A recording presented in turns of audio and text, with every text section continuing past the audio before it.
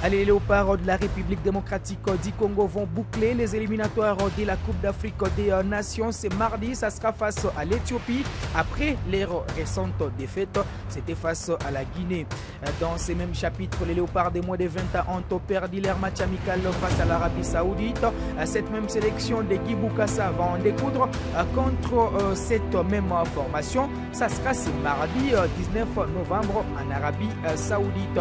On parlera également de cette production du championnat national de la deuxième division avec Kabasha qui a démarré tambour battant devant l'équipe de l'IS Sokozaki. Virunga est allé faire un match nul en déplacement. Mwangaza s'est offert la formation du Brésil assez dans la douleur. Tous ces titres et tant bien d'autres vous sont détaillés dans cette production. Allez, on va démarrer Total Sport avec les débuts du championnat national de la deuxième division. Les vendredis, la formation de Mwangaza s'est imposée dans la douleur devant l'équipe du Brésil AC. Comme si vous y étiez, je vais vous proposer ces reportages. Comme prévu, les coups d'envoi de la deuxième division du championnat national de la RDC Zone de développement STB a été donné ce vendredi au stade de l'Unité avec une rencontre inaugurale. Cette confrontation a vu l'FC Mwangaza confirmer sa suprématie devant Brésil AC, promis cette saison dans la douleur, un 8-0. Après une première période nulle et vierge marquée par une avalanche d'occasions des Brésil qui n'ont pas été concrétisées, la seconde période a été décisive pour l'FC Mwangaza. Les néophytes ont été punis par une réalisation de la tête inscrite par l'avant-centre Basila Mambo qui a coupé la trajectoire d'un corner pour tromper la vigilance du portier adverse. Les académiciens qui ont touché les montants de la cage du portier Akilimali Bonane ont poussé pour revenir dans la rencontre mais sans succès. C'est la première rencontre, mais on va essayer un peu de travailler. On a perdu, on n'est pas là pour se décourager comme c'est le premier match. Il y a encore d'autres matchs devant nous, donc il n'y a pas à trop regretter. Bien sûr, ça fait mal, mais on ne peut pas se décourager quand même. Pour la prochaine journée, sauf changement des dernières minutes, Brésil AC jouera contre Étincelle de Butembo le 20 novembre au stade de l'Unité. De son côté, Mwangaza a réussi son pari de lancer sa saison sur une bonne note. Nous venons d'obtenir, d'encaisser les 3 points dans la poche.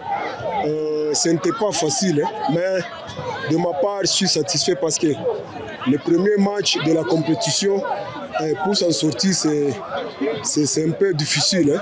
C'est un peu ça. Si l'équipe de Mwangaza est sur une bonne voie, Brésil AC devra rectifier les tirs pour la suite de la compétition.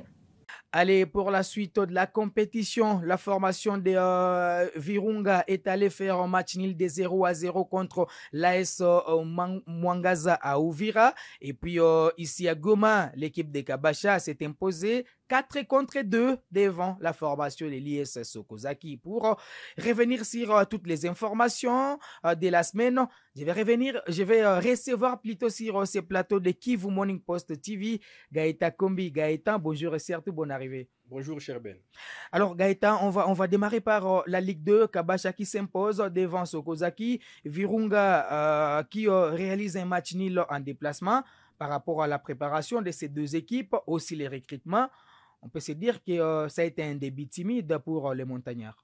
Ouais, surtout pour les montagnards, on savait que le fait de jouer à Uvira, ça allait être compliqué parce qu'on sait tous les conditions dans lesquelles les équipes jouent là-bas. D'ailleurs, la Lina Foot était en passe de délocaliser les matchs d'Uvira parce que c'est quasiment un champ de patates, c'est stade de l'amitié d'Uvira. Donc, on s'attendait à un match, un véritable croc en jambe pour le Daring Club Virunga et c'est arrivé. On a vu comment l'équipe avait du mal à développer son football sur ces terres de jeu-là. Donc, ces matchs nuls, à mon avis, il est complètement mérité pour Virunga. D'ailleurs, vu les conditions, c'est inaubaine pour les montagnards. Après, il faudra maintenant se remettre en question pour des prochaines rencontres afin de se reprendre très vite et racoler au classement. Alors, Kabasha qui s'impose devant Sokozaki, promis cette saison 4-2 avec au passage une belle réalisation d'Alexis Chouma, ces jeunes de Goma Academy au Flida. La préparation de Kabasha a été un petit peu timide, mais aussi avec des joueurs qui ont renforcé l'équipe. Ce ne sont pas quand même des renforts de taille, en fait, vu la configuration de la compétition, mais également les noms de Kabasha. Mais c'est une équipe qui a montré l'autre image face à Sokozaki. Et c'est surtout au mental que Kabasha s'est imposé face à Sokozaki parce que c'est une équipe qui traverse d'énormes difficultés en ces débuts de saison. Ils n'ont presque pas de comité directeur. Ils ont un nouvel entraîneur qui est en train de bricoler avec Sekilia. Il est en train de faire la politique de ses moyens. Mitterrand, qui est arrivé à l'intersaison. Donc, oui, c'est une équipe, si vous voulez, qui s'est reposée sur son mental pour arriver à renverser l'équipe adverse avec notamment une masterclass d'Alexis Chouma. Tout s'est déroulé en deuxième période pendant que Kabasha est rentré à la mi-temps en étant mené. Donc, c'est au mental. C'est les mots-clés pour déterminer ou pour analyser la victoire des Kabasha, le mental. Et on a vu que c'est une équipe qui a été piquée dans son mental en deuxième période et qui a su renverser la table. Et donc, c'est un bon début pour Kabasha parce qu'on sait tous ce que représentent les équipes du Grand Nord face à celle de Goma. Donc, une victoire face à une équipe du Grand Nord, c'est toujours un prestige. Nuki qui est allé s'imposer 3-1 devant l'équipe de Moulazo au stade La Concorde. Les Abeilles sont parmi les sérieux prétendants cette saison, surtout avec l'entraîneur Todé qui maîtrise très bien cette compétition. Mais pas que l'entraîneur, parce qu'en termes d'effectifs aujourd'hui, si vous voyez l'effectif des Nuki, c'est à la limite un effectif digne de jouer la Ligue 1. Donc ils ont énormément de joueurs de qualité. Ils ont pris un entraîneur qui a un vécu dans cette compétition-là, qui a déjà fait les max dans cette compétition-là et qui maîtrise très bien les rouages du football du Kivu. Et donc, si vous voulez, s'il y a bien une équipe qui est mieux rodée, mieux huilée pour aller chercher cette Ligue 2, c'est bien nous qui est. Donc, finalement, moi, je les espère en Ligue 1 la saison prochaine. Ça ne sera pas facile face aussi à cette ride concurrence, puisque pour les deux équipes populaires de la ville de Goma, Virunga et Kabasha, ça fera 10 ans que toutes ces équipes cherchent toujours une montée en première division. Mais oui, ça ne sera pas facile, mais moi, j'analyse les forces en présence de part et d'autre. Les forces en présence côté Nuki, les forces en présence côté Kabasha, les forces en présence côté Virunga, parce qu'à mon avis, à Bukavu, cette saison, il n'y a pas grand-chose. Depuis l'ascension de Bukavu Dawa, Académie Réal Jeunesse Sportive de Bukavu, ce ne sont pas de véritables prétendants pour aller titiller cette équipe de Nuki. Si je vois leurs effectifs respectifs et si je vois même leur santé actuelle.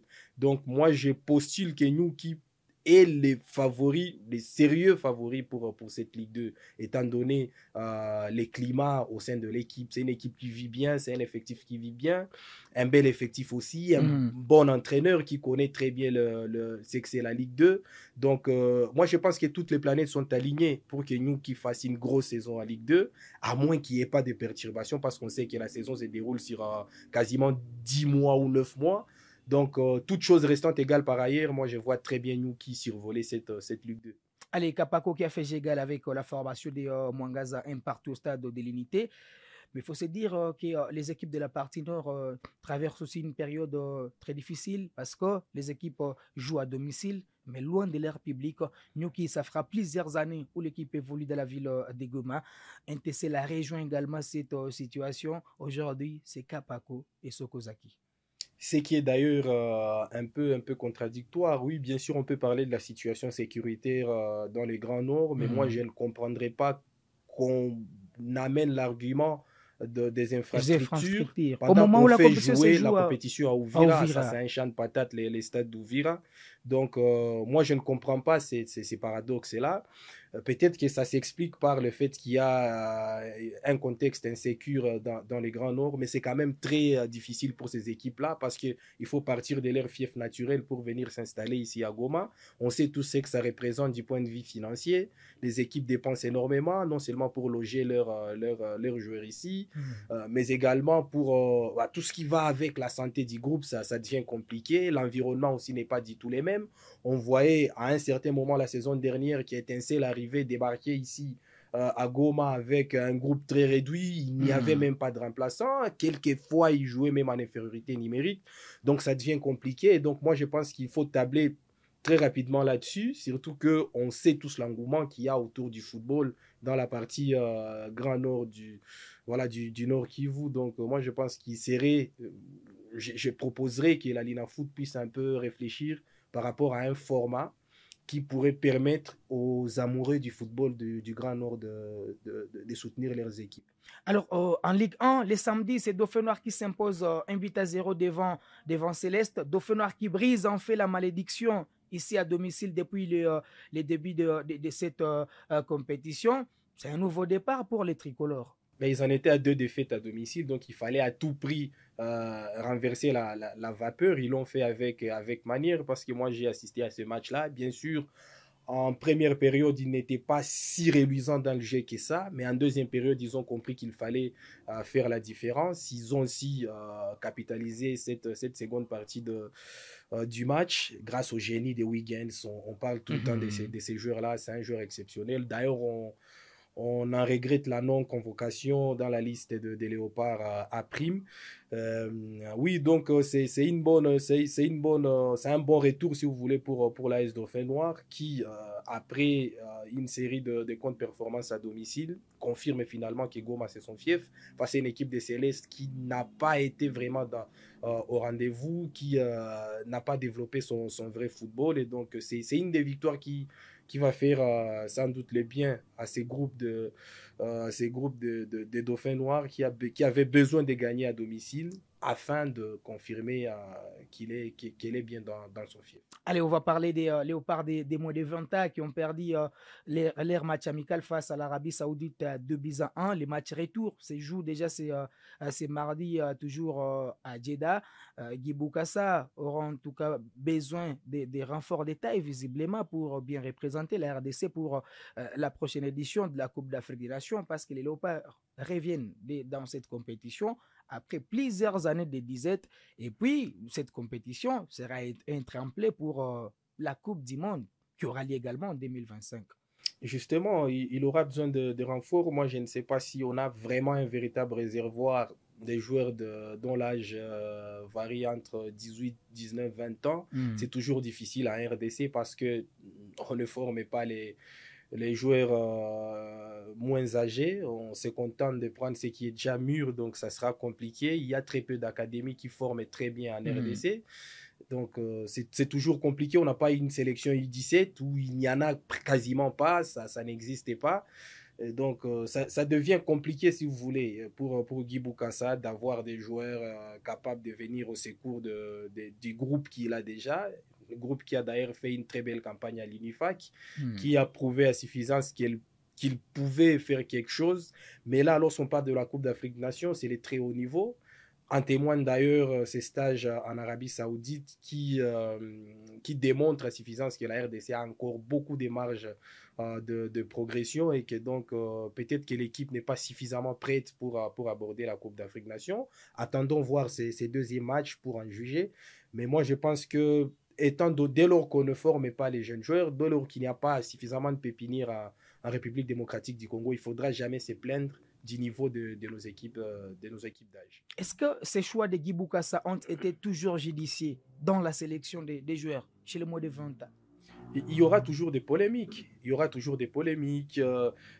fallait prendre celui-ci, il ne fallait pas prendre celui-là, il fallait prendre celui-ci plutôt que celui-là. Il en a pris 10 de V-Club, il en a pris 2 de Mazembe. Donc, il y aura toujours des polémiques. Mais moi, je me situe à la place de Guy Boukassa, un sélectionneur, qui ne connaît pas sexer, qui ne connaît pas sexer les académies, les compétitions d'âge au pays, qui se contente finalement de faire avec ses moyens, c'est-à-dire espérer piocher quelques joueurs en Europe qui jouent peut-être dans les championnats de 2e, 3e catégorie ou dans des petites équipes en Europe et les assembler avec les peu de joueurs de moins de 20 ans qui sont au pays. Il y en a quelques-uns, notamment Cédric Balingene de Dauphin Noir. Il y en a des garçons comme Tony Talassi qui a brillé lors de l'UNIFAC.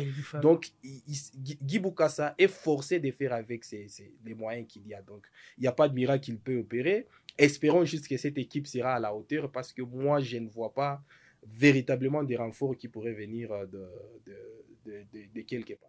Allez, on va finir avec les Léopards seniors qui jouent ce mardi leur match de la clôture des éliminatoires de la Coupe d'Afrique des Nations.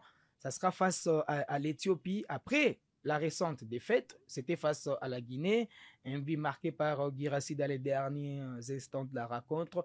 Déjà, c'était une déception pour les Léopards qui pensaient finir les matchs sur ces scores nuls. Déjà, face à l'Éthiopie, c'est mardi. Ça sera peut-être une revanche pour les Léopards après la récente défaite face à la Guinée. Mais ça sera surtout une occasion pour les Léopards de montrer que la défaite en Éthiopie n'était qu'un accident de parcours. Parce qu'on était vraiment parti sur 6 sur 6. Malheureusement, la RDC est tombée face à l'Éthiopie, face à la Guinée, plutôt dans des conditions qu'on connaît tous, un but marqué à la dernière minute où la concentration n'est pas du tout au rendez-vous, où Kaloulou hésite s'il faut aller vers les joueurs qui ont le ballon, ou s'il faut couvrir la profondeur, disons l'intervalle, où il y a un mauvais repli défensif de Masuaku, tous les contextes, et là, Inonga ne calcule pas l'appel de Guirassy dans son dos. Donc, il faudra surtout montrer face à l'Éthiopie que ce n'était qu'un petit accident de parcours et que la RDC tient vraiment l'élite dans ces groupes-là. Mais comme Sébastien Desabre s'est décidé de faire du turnover sur ces matchs-là, ça permettra aussi aux Congolais d'avoir une idée globale sur l'intégralité du groupe, avec beaucoup de joueurs qui feront certainement apparition dans les 11 de départ. Et que donc, si vous voulez, c'est tout ça l'enjeu de ces matchs. L'enjeu de ces matchs, c'est de montrer que la défaite face à la Guinée n'était qu'un petit accident de parcours et surtout montrer qu'au-delà du 11 type, les mêmes 11 que Sébastien Desabre, à quelques exceptions près, a fait jouer face à la Guinée, montrer qu'au-delà de ces 11-là, il y a d'autres joueurs qui peuvent venir voilà, en aide au groupe premier. Donc, lorsque vous avez des garçons comme Galaël Mouka ou comme Balikwisha, comme SND, c'est plus facile de faire du turnover. Surtout que l'Éthiopie ne joue plus grand-chose dans cette compétition. Donc, ça permet à Sébastien Desabre de coacher, comme on aime bien le dire, de faire du turnover, de faire tourner son effectif et d'évaluer globalement son groupe. Allez, merci beaucoup Gaëtan. Merci beaucoup, cher Ben. Allez, aujourd'hui dans Total Sport, c'était un plaisir pour nous de recevoir Gaëtan Kombi, un journaliste sportif congolais évoluant de la partie orientale du pays. Avec lui, on a en tout cas évoqué plusieurs informations. On a parlé de la Ligue 2, la première division ou encore les Léopards des moins de 20 ans, sans oublier les Léopards seniors. On se fixe rendez-vous très prochainement. Ça sera avec un plaisir très renouvelé.